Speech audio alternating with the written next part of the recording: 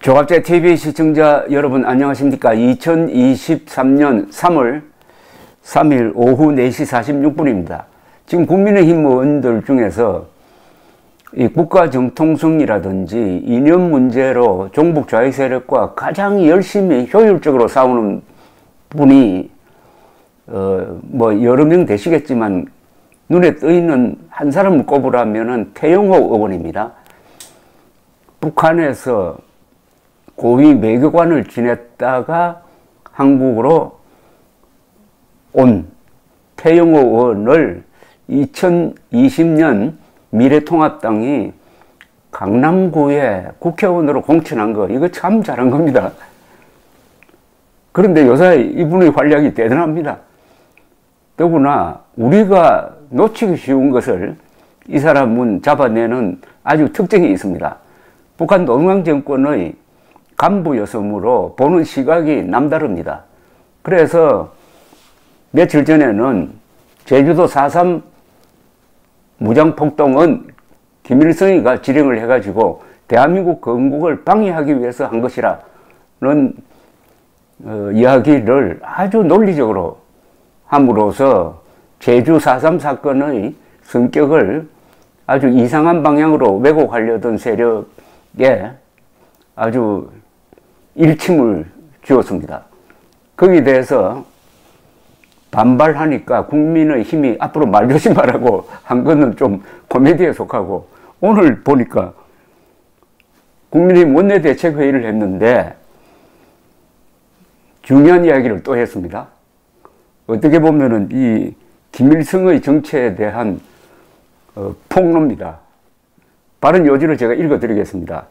지난 3월 1일 한국에 와서 처음으로 3.1절 국가기념식에 참가했습니다. 행사에 참가하여 단상과 행사장 옆에 붙어있는 현수막에 나오는 독립운동가들의 사진들을 살펴보았는데 이승만 대통령이 없어 깜짝 놀랐습니다. 3.1운동은 대한민국 임시정부가 수립된 계기이고 헌법에도 개성하고 있음을 명시하고 있습니다.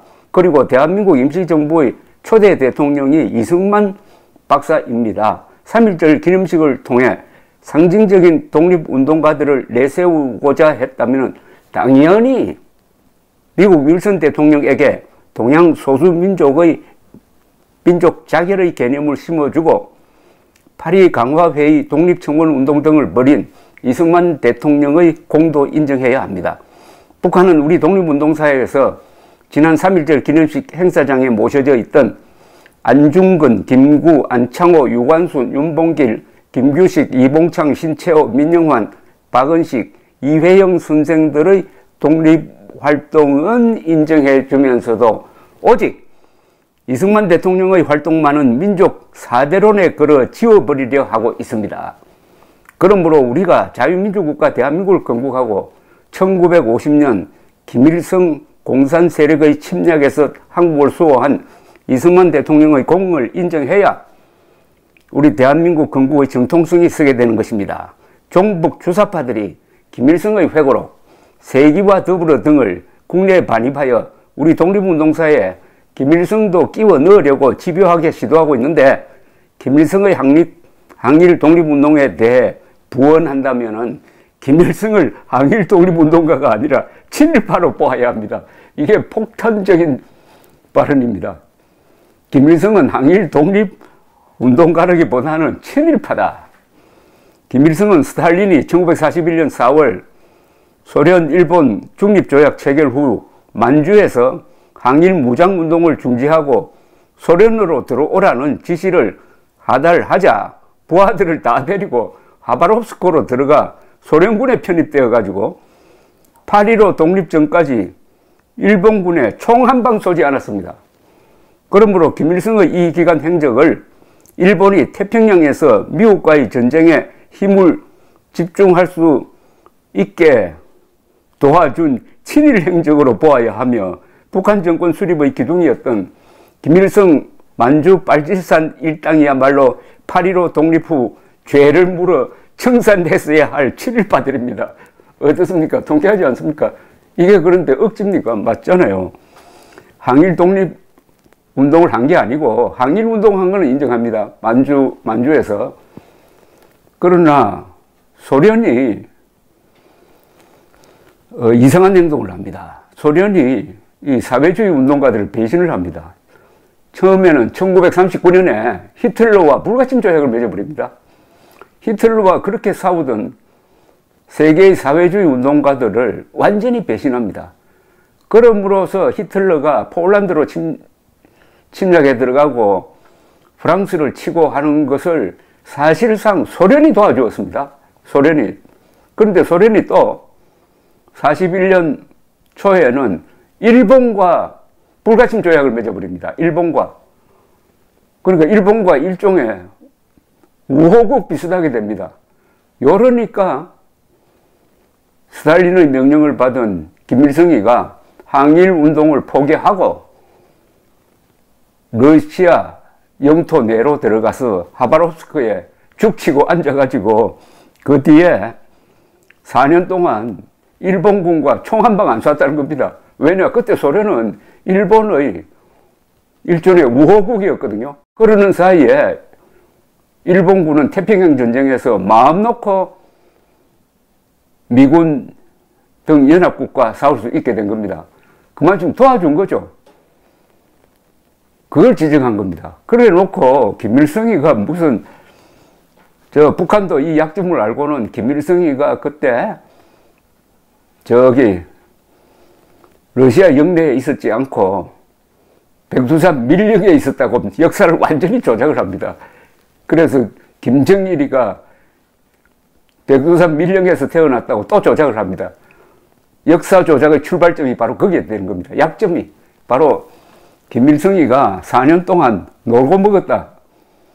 그 4년 동안 우리 진짜 독립운동하는 사람들은 피 터지게 싸웠는데 아주 무의도식하면서 그것도 소련군 밑에서 놀고 먹었다는 요점을 딱 집어가지고 태영호 의원은 김일성이가 바로 친일파다. 그런데 이런 약점을 김일성이가 너무나 잘 알기 때문에 역사를 조작한 겁니다. 그래서 김일성은 어떻게 역사를 조작했느냐. 북한을 해방시킨 것은 소련군이 해방시킨 것 아닙니까? 그런데 소련군이 아니라 자기가 이끄는 군대가 들어와가지고 북한을 해방시켰다고 이렇게 날강도 짓을 새빨간 거짓말을 하고 있습니다. 여기에 넘어간 자들이 지금 이승만 지우기에 앞장서고 있는 것은 김일성이로서는 가장 두려운 존재가 이승만이었기 때문이죠. 박정희보다도 이승만 공격에 치중을 하는데 오늘 태영호 의원은 그냥 한 방에 김일성을 친일파로 몰았습니다. 친일파로. 또 이런 이야기를 했네요. 그러니까 김일성을 8.15 독립 후 죄를 물어 청산했어야 했다는 겁니다. 조지 오웰이 말했듯이 과거를 지배하는 자가 미래를 지배한다. 이제라도 이승만 대통령의 공을 역사적 진실의 견지에서 공정하게 평가해야 좌파에 의해 날조된 건국의 정통성 혼란을 바로잡을 수 있을 것이다. 그런데 이 태영호 의원이 지금 국민의힘 최고위원 후보로 지금 등록이 되어가지고 아주 외로운 선거운동을 하고 있습니다. 근데 이분은 지역적 기반이 없어가지고 전국적 이름은 나 있는데 당원 투표에서 어떻게 될지 아주 아슬아슬하다고 합니다. 이런 분이 최고위원 자리에 있어야 국민의 힘이 펀치력이 생기는 거죠. 일당백입니다. 종북 좌파 세력뿐만 아니라 김일성, 김정일, 김정은 정권과 대결하는데 대한민국이 가지고 있는 일종의 보금이 바로 태영호 의원이라는 것을 여실히 보여주었습니다. 이분은 또 행동이 굉장히 빠릅니다.